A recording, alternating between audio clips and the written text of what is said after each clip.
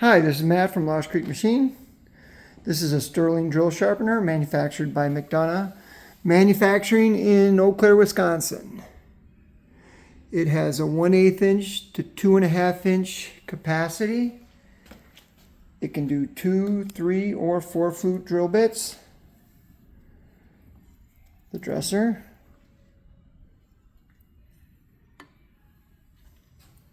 I've got all the drill stops with it. 45, 50, 55 degrees. The 59 is on the machine, and then the 65 and 70 degree stop.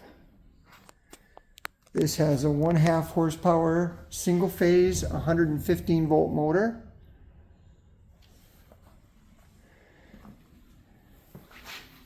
The wheel I got it with was absolutely worn out, so I put a brand new wheel on there from McDonough. That's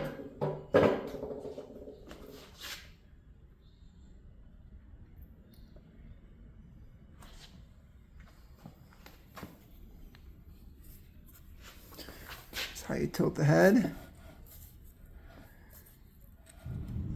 And the degrees are marked on the dial.